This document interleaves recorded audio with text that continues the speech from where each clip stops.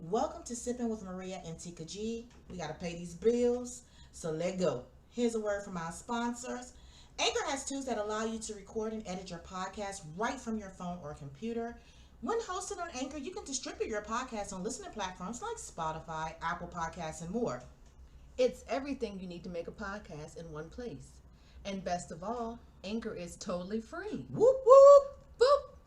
Download the Anchor app or go to anchor.fm to get started.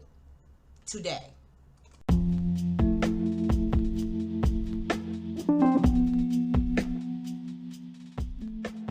Welcome to Sipping with Maria and Tika G, where we do not talk about politics, religion, or celebrities. We feel like there are enough vlogs, and other podcasts that talk about that stuff. Welcome to season 2. Let's talk about it. We picked this topic so our listeners can feel comfortable with coming on our platform to express themselves without feeling like they're being judged. Also, Sipping with Maria and Tika G are looking for guests to be on the show. If you are interested, you may leave us a voicemail or fill out a guest request form on our website at www.sippingwithmaria3 Tika, TIKAGEE.com. To leave a voicemail, just click on the microphone in the lower right-hand corner. Tika, how you doing, girl? Hey, I'm doing good. How are you doing? I'm doing great. Thanks for asking. Let's go ahead and introduce our guest for the evening. Our guest for the evening is Dana, and Dana will be talking about family secrets. The truth shall set you free. So, Dana, how are you doing? I am doing fine, ladies. How are y'all doing? Good. Thank you for coming on the show tonight. So what's going on with the family secrets? Fill us in. Well, I am actually speaking on an issue that is currently going on. And a lot of it has to deal with family secrets. My mother and I recently had an altercation, a physical altercation with each other. And a lot of secrets that I found out had came out. I had made her aware that I was aware of them, and things have now escalated to the whole fact where we're no longer speaking. There's no communication, there's no family gathering, nothing. I need the peace of mind, and this is stuff I've been wanting to let go for a while, as I've actually reached out to her on numerous occasions to actually for us to have some type of closure with each other to improve our relationship. Well, Dana, before you get into your story, not to cut you off, I want to say thank you for allowing Sipping with Maria and Tika G to be your platform where you come to express yourself, to come ahead and, vent and get whatever you need off your chest. So I really appreciate that. I just want to say thank you for that. Also, as far as family secrets, you do know there are no rules on this show. So if you feel like you need to go there, you can go there. Please, listeners, keep in mind that we are unscripted here. So whatever happens, happens. Whatever goes, goes. So what you hear is what you heard. Dana, continue, please. Well, a lot of it, the relationship between my mother stems off from abuse. Mental as well as physical. I was not raised by my mother, and let's just say the state of Georgia raised me. I aged out of the system. So I'm very familiar with dealing with, child protective services and how their system is, as well as counseling and everything. And throughout the years of me growing, of me developing within their care, within their system, I've been often told because, statistically, I'm not going to do this or I'm going to do that. But being the person that I am, I just want to prove everybody wrong. And I did just that. I was told because I had a child at a young age that I would involve myself with someone that would be abusive towards me and my child as well. That type of behavior I will accept because that's what I was around. No, ma'am. Didn't come to pass. I was told I was not going to graduate. I was going to drop out and, be this deadbeat person. Statistically, what society said I was supposed to be didn't happen. I graduated top of my class from high school and went to college and graduated from college. With all the success I've had in my life, I still took on that responsibility because I still had 2 other siblings that was left in the system. Being 18, I didn't want that to be a factor for my sisters, so I took on that responsibility of being their legal guardian as well as my child, my own son. Within that time frame, I came to agreement with my mother. Regardless of whether I had custody of my 2 sisters, I still wanted her to have that opportunity to be in their life. Even though I was grown, and for her to be in my life, there's no way that she can actually repair or try to go back to be that mother that she needed to be to me. That time has came and gone with me and her, but I still allowed her to be a grandmother to her first grandchild, as well as still be in my sister's life. Throughout that process, secrets came out about, it wasn't just the man that she married, it was also family members, blood relatives. My actual blood aunt and uncle knew about this whole ordeal with pedophiles being in the family, but never once, even though they went through that issue, that situation, they never put any type of steps in process to protect the next generation that was coming up. Their own children, their own nieces, their own nephews. Even my own mother was a victim of this, with a brother of hers. And even to that, she did not put any type of safeguards in for me as well. So you felt like that she wasn't protecting you and your siblings from this pedophile? It wasn't just her. I put the blame on the rest of the aunts and uncles because it wasn't just her. I have other cousins that came to me and confided in me to they was happy that I was the one that stood up and addressed the situation. I didn't care that I was shunned in the process. I was treated differently when it comes to family gathering. It hurt, but it also made me grow tougher skin to have to deal with the situation at hand. And even now in my adulthood, I still, come in contact with those certain, family members. But trust me, they hear my voice because I have a daughter of my own. And there's nothing that I would ever do for my child, for her to be in that process. That would never happen to me, as long as I have breath. And that's dealing with family members as well. Now, the safeguards could have been put in place if all of this was dealt with and handled, and it could have stopped within their generation. Now that it's trickled down to our generation, and my grandmother, she did the best she could, I understand, but these are new days and new times, and those type of family secrets get swept up under the rug all too often. I hear all too often, well, I was always told what goes on in the family, stay in the family. Yes, healthy wise, of course. But something like this is not healthy. This can affect, and I'm speaking from personal issues. This affects me within my life. It affected me how I deal with relationships. It affects me how I get, how I allow people to get close to me. It affected me to the fact of my own fears, having children of my own, to make sure, I found myself awfully keeping my daughter close to me, to where I have to talk myself into loosening the reins. I have to talk myself, okay, I'm allowed her to be around this child. But one thing I will not talk myself out of, if my child won't be in the presence of this child, I need to know who this child parent or guardian is. I need them to understand the severity of my child being in their presence, and you better treat my child as if she was yours. Nothing it should ever happen to her while she's in your presence. And trust me, it will be the same way with your child. I'm having to do that, with my daughter being 6, about to turn 7. She's at this age, she's very outgoing, she's a very friendly child. She's a typical little girl. She speaks to everybody, she's very respectful, and it's hard for me to tell her you can't speak to everybody. But at the fact I instilled to her, be respectful, be courteous. So it's kind of I'm fighting with myself because of different feelings, different emotions of stuff that I went through as a child. I know I'm trying, in my mind, I'm trying to, be that cautious parent, be that vigilant parent, but I often question myself on the other hand. Am I displaying unhealthy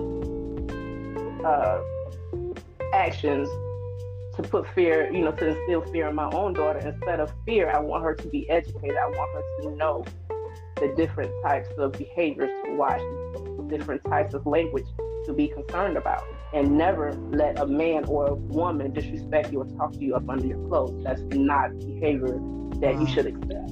Right. So it's yes, I know, I see the effect within my life. So why should something like this stay within the family? If the family is not handling it, was it the best choice for me to go outside the family to seek that help and suffer the consequences that I'm suffering right now? The division of the family, the secrets that tore my generation away from the older generation, the elder generation. So, I mean, it's just questioning a lot dealing with this topic. So, come on, ladies, let's get this conversation going. Now, going back to what you said earlier about your mother, you and your mother's situation, if you don't mind me asking, what did you, I guess without saying exactly what happened, how did you and your mother allow yourselves to get to the point where y'all basically can't stand each other? How did y'all get to that point? When I turned 10, I wound up at a group home. My mother told me in the corridor of that group home, I destroyed her family. I was no longer her daughter. And me being 10, I didn't, it hurt to hear my own mother tell me something like that, but I never, understood the reality of it until I saw the division between me and my eldest son. He's now 26. And a lot of the stuff I tried to be that parent for my son, he decided to go and follow rules and regulations that was set by my mother. To me, why would you live up under my roof, but you don't respect me, you don't listen to me, you rather listen to somebody that's not within that home, that's not providing for you, that's not taking care of you. But the moment he ends up in trouble, I'm right there in front of the center with the judge. The money is coming out of my pocket. I'm going to classes with him, so she started coming between the relationship between me and my son. Now, recently, I don't deal with my son at all. My son has told me, this is the second time he's told me, he doesn't recognize me as his mother. He recognized my mother as his mother. Okay, before you finish that statement, so are you saying the reason why you and your mother don't get along now, it has something to do with your son? Now you and your son don't get along.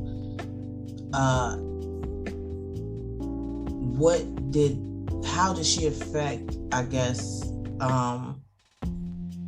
did she have an effect or on the decision of you not continuing to deal with your son, or you and your son not getting along, and why or why not? Why don't y'all get along? Throughout the years, he, as he hit his preteen years, he became more of a problem child than anything else. In and out of juvenile, stealing and, assault on teachers and stuff like that. Everything that I've done to try to correct his behavior, let him know, hey, this is not healthy, this is not good, this is not what you're learning from me. She pacified him and made him feel like everything he done was okay. But it's not. So it went from being pushed and pulled between two homes and two adults to now that he's an adult of his own. And trying to get her to understand, look, he's grown now. This is no longer a juvenile situation. This is actual prison time. He can actually lose the rest of his life behind bars if he doesn't get a grip on his life. and trying to get her to understand what you're doing is not healthy for him. Right. Let me be the mother that I am. You play your role. You're grandmother. That's your role to play. You're not his mother. So it became pushing and pulling between the two, and he chose the person that allowed him to do whatever he wants to do and still be there and coddle him. I'm not going to coddle a grown child. You know right from wrong. Mm-hmm. So why should I sit here and coddle you? But that's something she did. You have a job. Why should I have to supply you with money because it's something you want or something you want to go do? You need to work for it. Trying to show him responsibility, trying to get him to understand, yeah, what you have done, you can actually move from it. You're not that far gone for you to get a grip on your life, for you to situate yourself the rest Right. of He's your still life. young. Yeah, he's still young. Exactly. He's 26. But again, this is something he's not ready to do, being the age that he already is. She's allowing that. She's feeding, this behavior to make it seem it's okay. And me, I'm not gonna stand in the way of something he wants to do, because at the end of the day, you're no longer a child. And I'm gonna treat you accordingly. You're an adult, and I'm gonna treat you just like an adult. I'm not gonna candy coat nothing. I'm not gonna cut no corners with you. And then you're a man. You're supposed to be a man on top of it. Mm-hmm. There's no way that I'm gonna allow that within my household, within my presence, or to even be around my 6-year-old daughter. Because I still have to teach her the ways, for her to be able to make the decisions on how you want the rest of your life to be as well. I'm gonna kick start it, trust me. But once you turn 17, it's about to be that you're gonna have to take the reins from that point on. You're gonna make mistakes. That's your way of learning. Learn from your mistakes. Right. These are the aspects I try to instill in him, and this is what she came, no, that's not the way it's supposed to be. So your mother has, so you feel like your mom has destroyed the relationship between you and your son, which, correct. Okay. Gotcha. Yeah. Wow. Well, Dana, I mean, I don't know what to say. I'm speechless right now. I really am. I'm sorry that you were going through that or had to go through that. We all have a story to tell.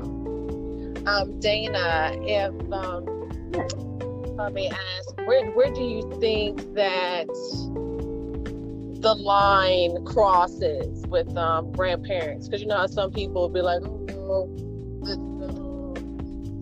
the grandparents' role to take over responsibilities and do things like that, but also not be the parent. So do you think that there is a fine line there in a grandparent's role? Because you meet some people and they be like, oh no, I was always with my grandparents, or rarely with my parents. My parents almost always drop me off with my grandparents. Do you think that there should be I guess I'm going to say boundaries or other lines that can be defined there between a grandparent's role and a parent's role? Yes, it is a line. That, look at it as, I'm not your grandchild. I was your child. At some point, you're going to have to loosen the reins. Let me get out, let me go out here in this world and learn as well. I'm going to make mistakes. Allow me to make those mistakes. You can be on the sidelines and ask for help, but pick and choose what help you're going to give. Because I still have to learn from the mistakes that I've made, whether it's good or bad. Every action has a reaction. Allow me to learn that. It's different concepts within a lesson. Let me figure those concepts out. Let me get that lesson. So if you're always stepping in, how am I going to learn that? How is that going to compute with my everyday life? Because once you close your eyes, you're not going to be here no more to catch me, as you always. And I'm always going to look for that person that's always caught me. So how is that allowing me to learn? Do you feel like if you, your son, and your mother had a mediator or a neutral party in the situation, that y'all can heal or mend your relationship? Me personally, I'm very family oriented, but at the same time, I feel your pain because I cut a mother effer off in a minute, family or not, so I know what you're going through. But do you feel like if y'all had a neutral party, that y'all can, get together and have this conversation? Because I feel like if you don't tell somebody, they don't know. She may feel like what she's doing is right because she's the quote unquote grandmother. As grandparents, they feel like they can do what they want to do. I'm not a grandparent yet, but I'm pretty sure my grandbaby would be spoiled rotten, but not rotten to the point where I overstep my boundaries to the point the mother feel like she's being disrespected. I wouldn't do that. Or my son feel like he's being disrespected. I feel like this is a conversation that all three of you all need to have together. I'm not a counselor or anything like that. This is just a suggestion. Y'all need to get together, in my opinion, and have a conversation.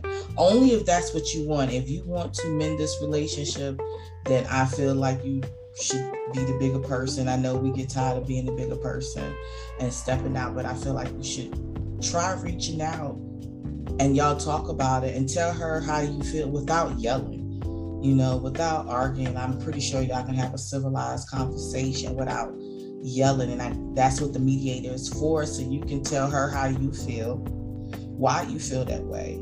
Tell him how you feel, why you feel that way. And once y'all have that discussion with that mediator, whatever goes from there, then that's, the final decision. Again, this is just a suggestion. We tried that. Like I said, I was 18 when I gained custody, when the state of Georgia gave me custody of my sister. So the stipulations with that is that we had to go through family counseling. And not only that, I had to go through classes of my own, parenting classes, anger management classes as well, through CPS, in order to have my, custody of my sister. Right. I'm talking about now. I'm talking about now, though. Now. There's no hope. To me, there's no hope. I've tried all of that within my early 20s. We went through all of that. Even beyond CPS, it was issues me and my mother. I felt that we had to work out amongst ourselves that really didn't have anything to do with it. I tried that. I found a counselor. I went to a couple of sessions on my own before I invited her. Empty promises, she's gonna come, never showed. So I completed, the sessions on my own. I felt I needed it beyond what the counseling I've already been through. I felt I needed it because it was added stress, added pressure to me with 2 other kids. Me being young and still want to, I'm in my early 20s. I shouldn't have to, take on the responsibility of 3 kids, not only of my own. I opted for 2 other kids, be responsible to be that parent. But I also wanted my mother to be a part of their lives as well. We needed to build a healthy relationship amongst ourselves in order for these 3 kids to thrive as well. That was my only option. So you feel like now, being older and mature, and your son being 26 now, not being a little boy, being a young man now, or a grown man, I should say, you don't feel like now you, your mother, and your child couldn't mend your relationship? You feel no. You don't feel like I don't. The moment, what really tore me is that last incident where she hit me, and I snapped and hit her back. I had to realize for myself, I'm about to lose the person that I built myself up to be. All the respect for this woman that I had, I no longer had the moment I laid my hands back onto her. And I needed to separate myself completely. Because I saw myself and I saw my attitude change towards it. and I didn't want to go no further than what has already occurred. So it's time for me just to go ahead and cut my losses and cut my ties, literally. And that I made the decision to, to cut my child out of my life as well. It's not a permanent situation because he still has time to grow. He still has time, to find himself. But I need him to realize and understand that it's not on me, it's not on his grandmother, it's on him now. It's his choice, his decision. But my decision to cut her out of my life finally came on the aspect, I still have one child, and I am not willing to go through the same fight and struggle as I'm going through and that I did go through with my first. I'm gonna allow her a healthy relationship, a healthy childhood, amongst the bickering and the arguing and the fighting. That's why I decided to just say, I'm done with it. I will no longer deal with this no more. Right. And it sounds like you're identifying what you feel that is no longer healthy for you right now. And I do understand that, a lot of people try to say, oh, okay, yeah, well, it's your parents or it's a family member, it's an aunt, it's an uncle. But we have to realize that family members are, humans just like us. And, they have things going on. So yes, they may be a identified family member, but it doesn't mean that the relationship with them is always going to be healthy. And then once you identify that, or like you said, you went to counseling, you were the only one there, you were trying to identify some things, and maybe your mother felt like she was not ready, or she could have felt like she was innocent in the situation, hadn't done anything to warrant counseling. You just never know what was going on. But it's just that the fact that you took the step to attend counseling, was an excellent thing. And then, yes, your son is an adult, and it sounded like, there was with him some confusion going on. And I know you didn't feel like, hey,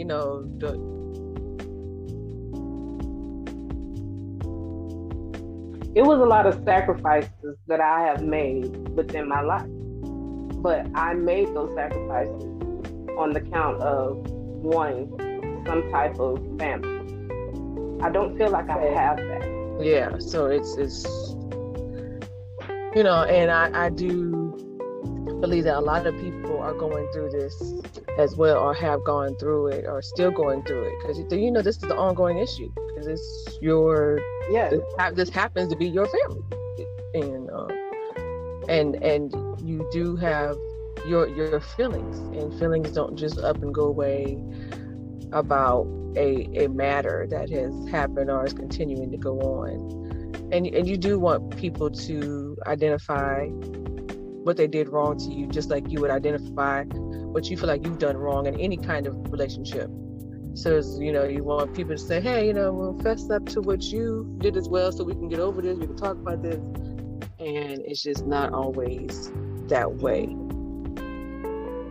And honestly or not, my generations of cousins, we've reached out to each other, we've confided, we've talked about, different family members that have impacted our lives within that manner. But for it not to be still to this day addressed, and we have other generations that's coming up. My generation is really weary about their grandkids, about their kids, being around these certain family members. Even family reunions are not the same, because majority of my generation do not show up. I haven't been to a family reunion since 2015. That's how long it's been since I even went home to visit family. When I'm there, it's certain ones I feel comfortable around, certain ones I don't feel comfortable around, because I feel the negative energy. I hear the negative talk. And that's a big impact on me, because this is supposed to be my family. If something you hear, but you're not willing to address it and get the information on your own, you rather go by what you hear. adding to the problem as well. We're, our generation, majority of us are grown now. So we have to be vigilant of the next generation that's coming up. And you see the impact that has made because of all this was not addressed.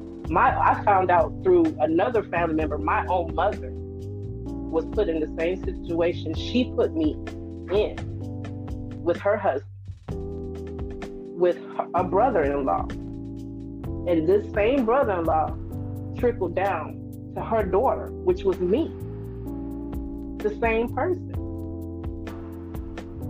So a lot of the root problems between my mother and I stem because of all of this issue. You choose not to recognize, I have a valid reason to question you as a parent, to question you as my protector, and to find out why you chose the actions that you chose.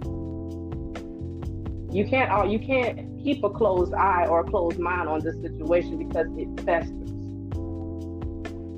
But I was lucky enough to speak out, and I was lucky enough to have people in my corner that assured everything you hear is not necessarily the correct thing. You choose. You have a choice to choose which way your life's gonna go. Right. And that was burned into me. It was my choice.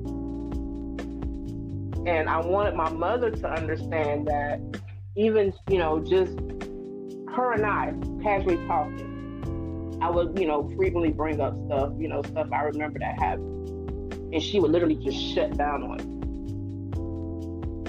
So at one point I was like, maybe she's not ready. And I was okay with that at one point. But as I got older and my son had started getting older, I started seeing little stuff that she would tell him. He would come and question me about. And then my sisters had started following suit. My sisters and my son I never confided into them. I never told them the real issues, the real reason until my son was 11. My two sisters, they were in their mid-teens when I set all three of them down and I actually talked to them because they started questioning why my mother and I have the relationship that we have. Because within the middle sister, my mother started treating her just like she treated me. My baby sister was my mother's favorite. She couldn't do no wrong. Her and my son, that was her two picks, couldn't do no wrong. But when their behavior started trickling to where the law, they started getting in trouble with the law enforcement. And then one instance with my sister was I had enough. I had to literally do something drastic in order for my sister to understand what she doing. I'm not going to deal with. I'm not going to have her under my roof. My uncle almost killed a man over my younger sister. This grown man didn't know that my sister was a minor. My sister lied to this man and told him that she was about to turn 20 years old. At the time, my sister just turned 15. But her body was built like she was grown. She was messing around with this grown man. And my uncle stumbled upon the situation and nearly almost killed this man for messing around with the minor. Because of her being grown. Because of her. So I had the realization of me having to grow up and actually take control. I started feeling like I was the mother. Not my mother, I was her mother. And that's when I started realizing I can't continue on this road that I'm going, because I was slowly being torn down as a person. Having to be, take care of my mother's household. And yes, I paid my mother's bills for her. She was working. But to be that obedient daughter to, do everything possible to try to get my sisters, my son, and my mother, all of us back together, I wanted that so much. So yes, I did anything and everything to please my mother. But didn't realize until at the end, I was taken from myself. So I made the decision, no, I got to get that back. I was not about to allow her to continuously drag me down that hole that she was trying to put me in. And I had to literally cut her off. Literally. And when I've done that, I noticed my son's reaction. He didn't want to be around me. Anything I tried to tell him or do for him, it didn't matter. As long as he got what he wanted. So it's the same attitude and the same personality I started seeing within my mother was explaining to me. My son started doing the same thing. I confided in my uncle, one of my uncles, and my uncle just told me, it's time to let go.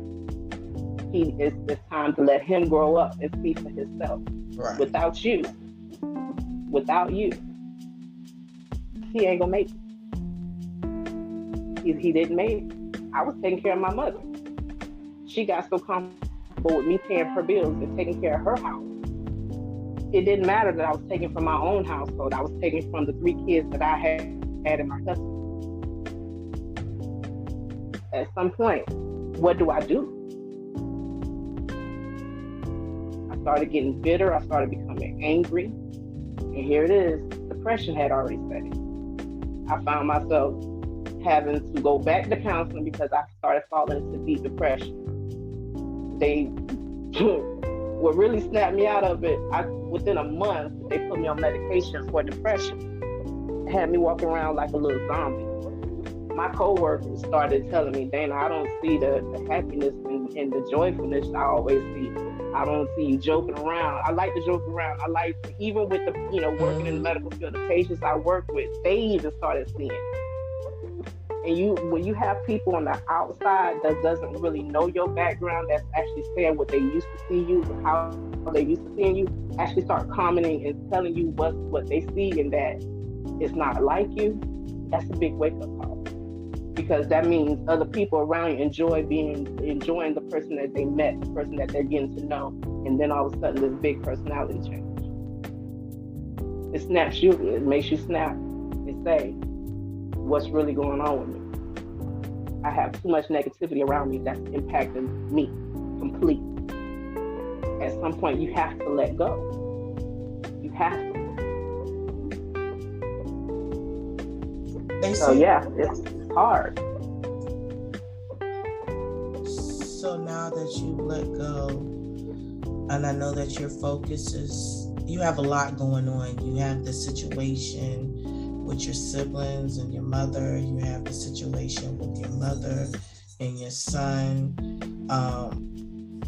That's enough to drive anybody insane. So right now, how do you cope with all of this pain that you have? I'm dealing with it. I'm finding myself getting back to my roots spiritually. I have a lot of restless nights. I don't really sleep well, even, but it's times when my daughter comes and just gives me a hug and tell me how much she loves me. And just to hear that, it's all more for me to keep going. I got to be doing something right. But this little person to come and say, Mom, I love you. And just give me a hug. That's my light. That's my light at the end of the tunnel right there. Right along with my spirituality, I get to those points where, I can sit up in my bed, it can be dark, and I just start talking to God. Lord, you know how I'm feeling right now. This is one of them nights. And me and him have our own conversation, and I cry my eyes out to him. That's how I get through. My faith in my daughter.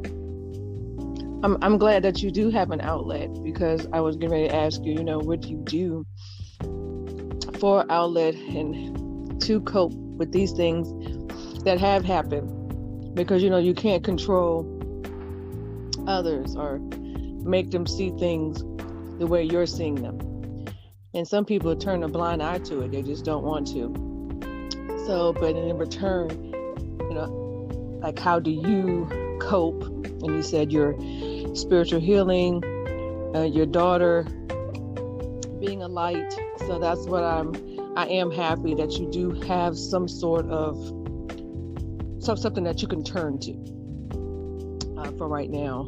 as you're going through, and as you're still in the situation that you're in, because it's like on these unresolved matters,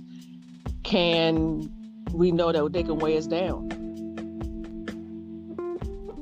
and there's always, and they can really weigh us down, and we're trying to figure it out, and like you said, up all night and thinking about things, and you're saying, what is going on? How come, this, that, and the other didn't happen? How come, this couldn't be resolved? And it does create some anxiety and cause you not to sleep.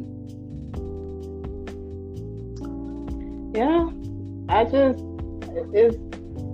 sometimes it's hard to explain, but then at times I can see, the lessons that it's taken for me to get to the point that I am at now.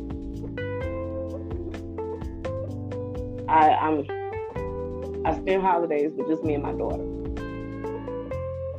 We don't spend holidays. I have one of my sisters here with, her husband, 6 of her kids. We live in the same city. We do not spend holidays together. Birthdays, nothing. My mother, the same place. No holidays, no birthdays, no nothing. Only time she contacts me is when she wants something or she wants me to do anything. So I've got to the point where I don't even much accept her call. Dana, not having that family time, those gatherings, how does that make you feel? It hurt. It hurt. Going back to how my grandmother had us. This is not what she worked hard for. And now that she closed her eyes to actually see the family the way it is,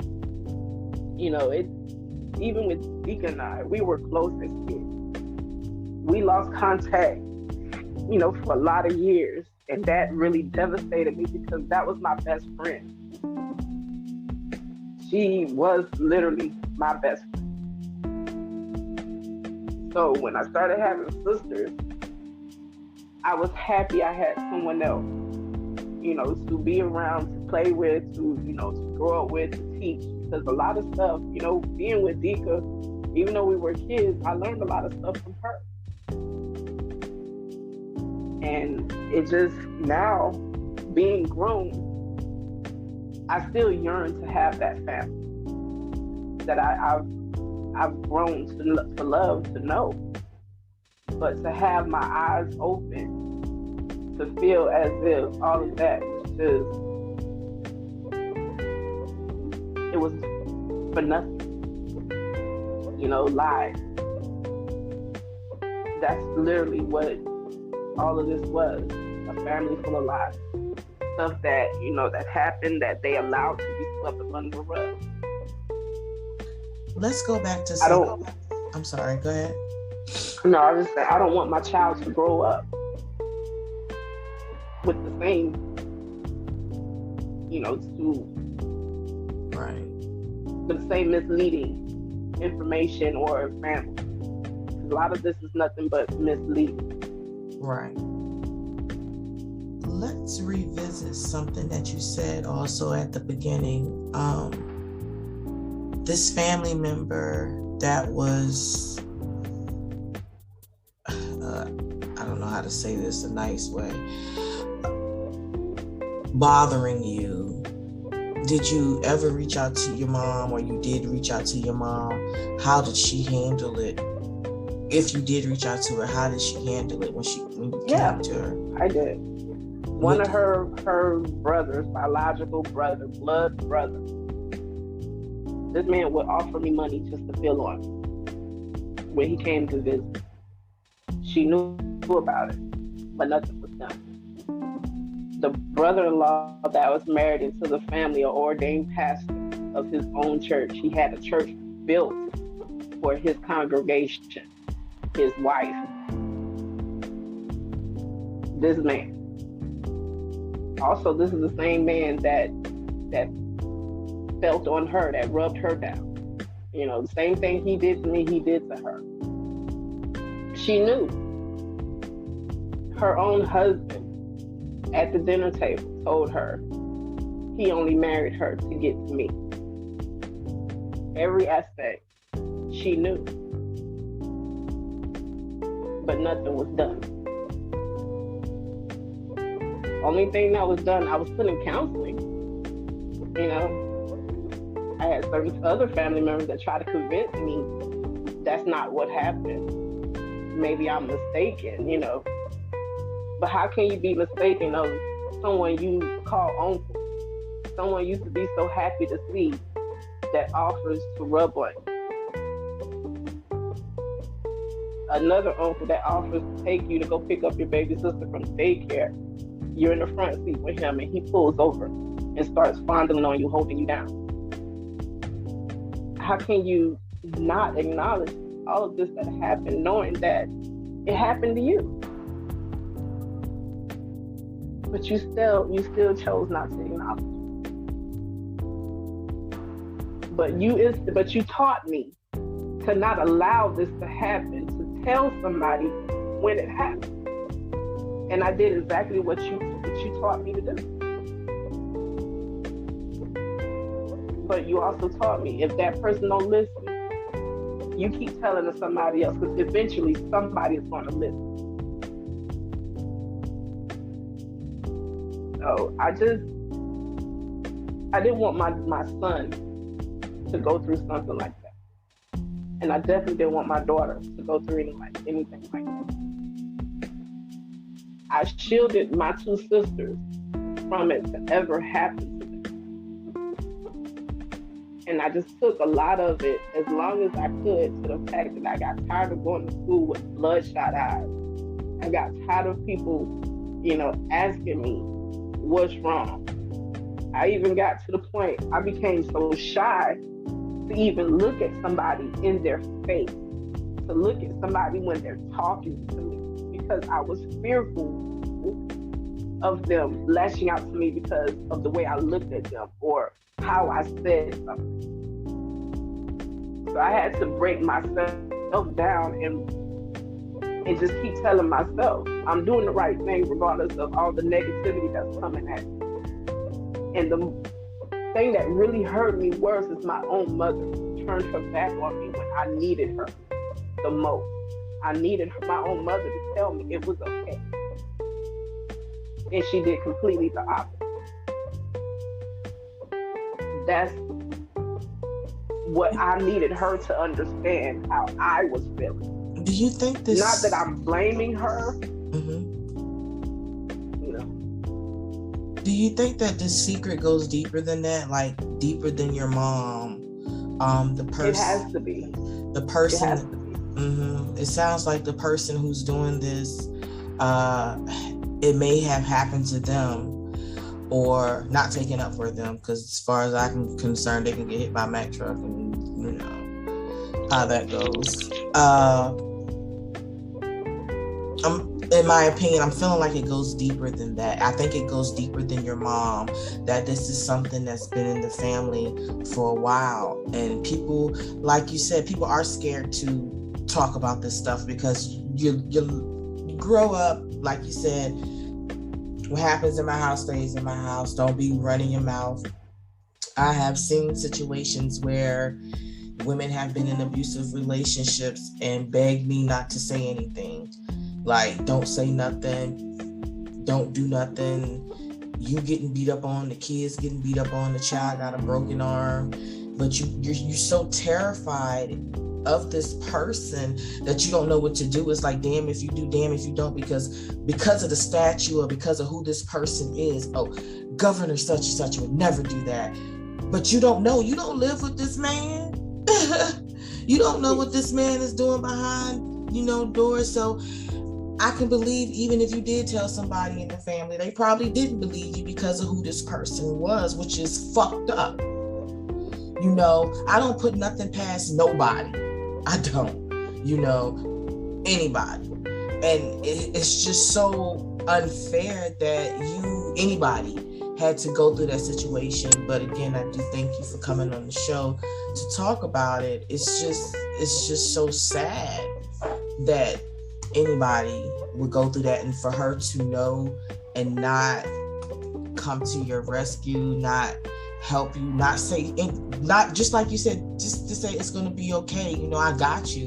It's very painful. Tika, what do you think? I definitely agree with a lot of things you're saying, Maria, because it could be something that has been going on in the family for a long period of time. And so sometimes, even when things go on in the family, some families don't even realize that it is wrong. They'd be like, well, what are you talking about? What's wrong? You know, because it's been going on for so long. They're kind of looking at you like, why are you tripping? Why are you having all these feelings and emotions about this? You know, and they'll compare themselves like, I'm fine, you know, like that type of thing. And that's not a way to handle anything. Everybody handles situations differently. So, you know, not to ever discount how a person is feeling. If that person needs to get support, needs to get help, you know, you go get that for that person. But like you said, Maria, those secrets a lot of times a lot of families do not want them to be let out. You know, they don't want you to talk to other people. They say, oh, so, you know, just talk to me, it'll be fine. And nothing is fine. It gets worse. And then it goes on again, you know. That's exactly what happened. Everything went downhill, went worse. I mean, I finally was removed out of my mom's home. Just so happened that Saturday before I had a counselor, I was supposed to go see my counselor on that Monday. Saturday, my mother, her husband, and my sister and I had went to the beach. And me being a typical kid, seeing other kids playing, and I opted to go play with them, even though they was boys. I don't care, regardless of whether they boys or girls. We were playing, and the only thing I want to do is play with them. My mom's husband picked me up, took me far out to where I didn't know how to swim at the time, and he threatened to drown me if he saw me playing with any other boy. And just so happened my counselor was out there that time with her family, and he dropped me literally. Terrified, didn't know how to swim. We're at the beach, the waves are coming. He let me go, and I started drifting out. You know, that was his way of instilling even more fear in me. Even though he got me, it took me back in. I was so terrified for the rest of the day, I didn't move from by him on the count of I was so convinced this man was going to kill me. And Monday when I got to my counselor, she asked me. And from that point on, I literally broke. Literally. Because someone saw what I had been saying for a while, that what I was going through at my own home. Even trying to defend my mom when this man jumped on him, my mother would in return even jump on me after this man done literally beat her up and then turned his anger and frustration on me. Here it is, I'm catching a second whooping from my own mother from trying to defend her. So yes, I carried a lot of that. Emotional, you know, so many emotions, so much anger. When I got pregnant with my son, I just was so determined that I would not allow my child to see me go through all of what I was going through emotionally. I didn't want him to witness any of that. So again, my choice to better myself, to deal with my emotions better. And I learned how to, you know, cope with my own emotions, my own feelings, my own anger. And a lot of that came with me walking away from different situations. You know, I was always told not every battle is meant to be won. And you're right. There's times to where, you know what, you don't literally have to say anything. You turn around and walk away and say much more than your words. So it's dealing with that, yeah. And I think the only thing that I can honestly say now that I'm so angry about is that allowing her to be a part of his life and how she intentionally did what she did to destroy the relationship that I have with my own child. That's the angry part of it.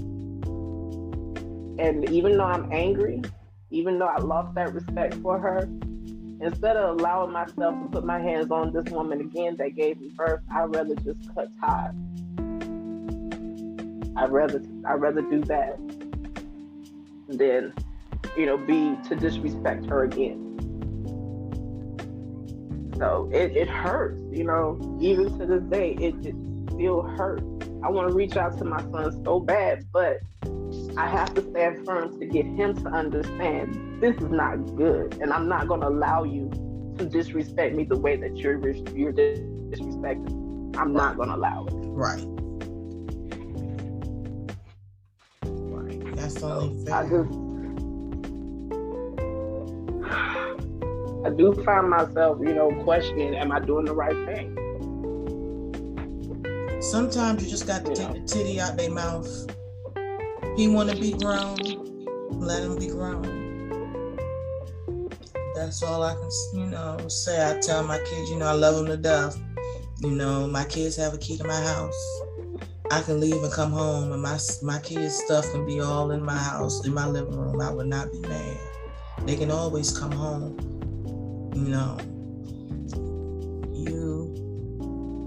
Maybe it's a talk that you and your son need to have face to face, just y'all two, and take it from there. As far as your mom, I get it. I was, I have my own story to tell about mothers, so I get that. But you and your son, y'all need to talk. You want to reach out to him, reach out to him. Do it. Just do it. Reach out to him, talk to him, and try to rebuild your relationship. And if it works, it works. If it don't, it don't. At least you can say you tried and you were the better person. You reached out to him. I don't want to make it easy for him. I feel if I do that, it's just me giving in. Okay. He hasn't learned. Okay. He has a lot to learn right now. And right. The drama that he has attached to him, I shouldn't have people knocking on my door telling me they're going to kill my son. What mother wants to hear stuff like that? Even from people that you know. I know these people. But out of respect of me, they came and knocked on my door to tell me why they're feeling the way they feel about the stuff that he's done.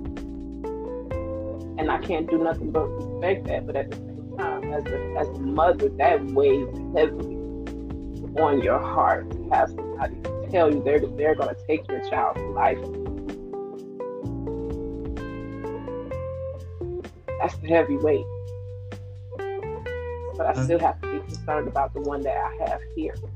Her safety. Right. So that's why I say he's not ready yet. He's not. A lot of stuff that, I was able to talk to him. I did tell him.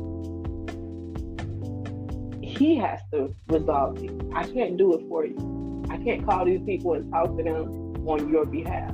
Because at the end of the day, any grown man is going to look at another man that's over the age of 18 as grown.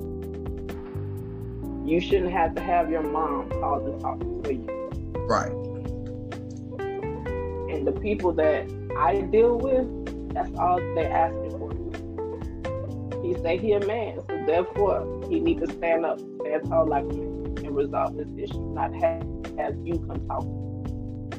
That's big facts. I can't do nothing but respect. I can't do nothing but respect that. Yeah. One thing I did ask of them. You doing grown man shit? I did ask them. I said, think about the life that you're talking about taking. Is it worth yours? Because you're taking his life but you're also taking yours from your loved ones as well.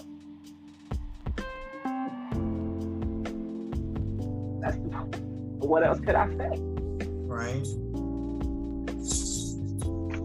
So, yeah, it's a hard pill to swallow. It's a lot that I'm consuming on the emotional aspect. But through the grace of God, I'm still here. Amen to that. And I'm only getting stronger. I'm only getting stronger. Because all of this is just making me even stronger to be able to deal with whatever is coming next. I think you got this, Dana. You're a pretty strong person. You sound like you know what you're doing. And that's your choice. Whatever you choose to do is what you do. Again, I would like to thank you for coming on the show.